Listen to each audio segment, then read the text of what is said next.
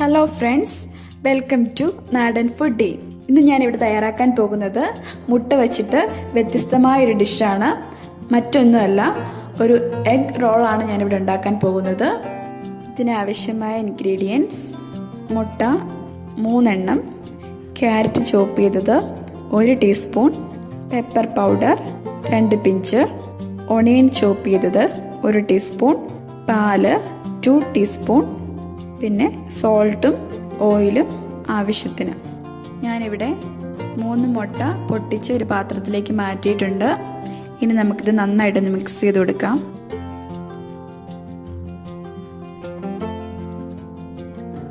നല്ലതുപോലെ മിക്സ് ആയതിന് ശേഷം ഇത് ഒരു അരിപ്പ വെച്ച് വേറൊരു പാത്രത്തിലോട്ട് അരിച്ചു മാറ്റാം. ഈ മിക്സ് ചെയ്ത മുട്ട എന്തിനാണ് അരിക്കുന്നത് എന്ന് വച്ചിട്ടുണ്ടെങ്കിൽ, നമുക്ക് എല്ലാവർക്കും അറിയാം മുട്ടയിൽ നല്ല രീതിയിൽ തന്നെ കൊളസ്ട്രോൾ അടങ്ങിയിട്ടുണ്ട്. ഈ കൊളസ്ട്രോളിനെ കുറച്ചെങ്കിലും മാറ്റുന്നതിന് വേണ്ടിയാണ് ഇതുപോലെ അരിപ്പ വെച്ച് അരിക്കുന്നത്.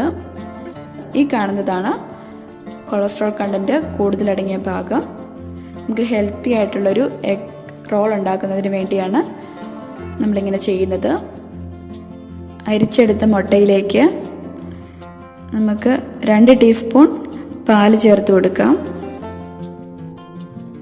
അതുപോലെ തന്നെ 1 ടീസ്പൂൺ ഓണിയൻ ചോപ്പ് ചെയ്തതും 1 ടീസ്പൂൺ ക്യാരറ്റ് ചോപ്പ് ചെയ്തതും ചേർക്കാം.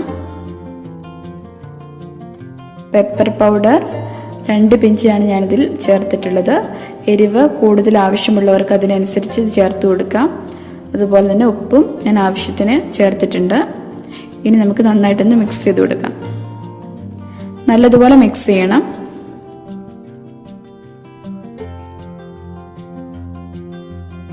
മിക്സ് ചെയ്തതിന് ശേഷം ഒരു ഫ്രൈയിങ് പാൻ നമുക്ക് ചൂടാക്കാം. ഫ്രൈയിങ് പാൻ നല്ലതുപോലെ ചൂടായിട്ടുണ്ട്. നമുക്കൊരല്പം എണ്ണ തേച്ച് കൊടുക്കാം. ഫ്രൈയിങ് പാനിൽ ഒട്ടിപ്പിടിക്കാതിരിക്കാൻ വേണ്ടിയാണ് ഞാനിവിടെ എണ്ണ ഉപയോഗിച്ചിട്ടുള്ളത്. അതിനുശേഷം നമുക്ക് മിക്സ് ചെയ്ത് വെച്ച മുട്ട ഇതിലോട്ട് ഒഴിച്ചു കൊടുക്കാം. ഫ്രൈയിങ് പാനിൻ്റെ എല്ലാ വശത്തേക്കും ചെല്ലുന്ന രീതിയിൽ വേണം മുട്ട ഒഴിച്ചു കൊടുക്കാൻ. മുട്ട ഒഴിച്ചു കൊടുക്കേണ്ടത്. അതിനുശേഷം നമുക്ക് വെയിറ്റ് ചെയ്യാം, ഇതൊന്ന് വേകുന്നത് വരെ.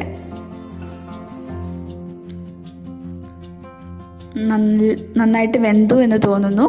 നമുക്കിത് പയ്യെ റോൾ ചെയ്തെടുക്കാം. റോൾ ചെയ്യുമ്പം നല്ലതുപോലെ ടൈറ്റ് ചെയ്ത് വേണം റോളാക്കാൻ.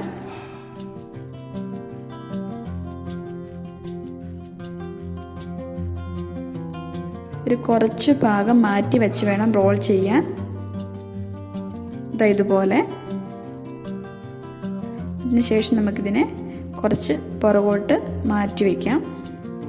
അതായത് ഫ്രൈയിങ് പാനിൻ്റെ ഒരു നടുക്കായിട്ട് നമുക്ക് ഈ റോൾ ചെയ്ത ഭാഗം നമുക്ക് മാറ്റി വയ്ക്കാം. അതിനുശേഷം ഒരല്പം എണ്ണ അതിൽ ബാക്കി ഭാഗത്ത് തൂത്ത് കൊടുക്കുക. ശേഷം പാത്രത്തിൽ മിച്ചം ഉണ്ടായിരുന്ന മുട്ടയുടെ മിശ്രിതവും കൊണ്ട് ഞാൻ ഒഴിച്ചു കൊടുക്കുകയാണ്. റോളിന് നീളം കൂട്ടുവാൻ വേണ്ടിയാണ് ഞാനിങ്ങനെ ചെയ്യുന്നത്. ഇത് വെന്തതിന് ശേഷം വീണ്ടും റോൾ ചെയ്ത് പുറകോട്ട് വലിച്ച് ബാക്കി ഭാഗത്ത് നമുക്ക് മിച്ചമിരിക്കുന്ന മുട്ടയുടെ മിശ്രിതം ഒഴിച്ചു കൊടുക്കാം. ഇങ്ങനെ ചെയ്യും തോറും ഇതിന് നീളം കൂട്ടി എടുക്കാൻ നമുക്ക് സാധിക്കും. അപ്പോൾ നല്ല പെർഫെക്റ്റ് ആയിട്ടുള്ളൊരു എഗ് റോൾ നമുക്ക് ഉണ്ടാക്കിയെടുക്കാൻ സാധിക്കും. നിങ്ങളുടെ കയ്യിൽ എത്രത്തോളം ബാറ്റർ മിച്ചമുണ്ടോ അത് ഇതുപോലെ ചെയ്യുവാണെങ്കിൽ നല്ല ലെങ്തി ആയിട്ടുള്ളൊരു എഗ് റോൾ നമുക്ക് ലഭിക്കും. ഇതാ നമ്മുടെ എഗ് റോൾ ഇവിടെ വെന്തിട്ടുണ്ട് നന്നായിട്ട്. നമുക്കിതൊരു കട്ടിംഗ് ബോർഡിലോട്ട് മാറ്റി കട്ട് ചെയ്തെടുക്കാം.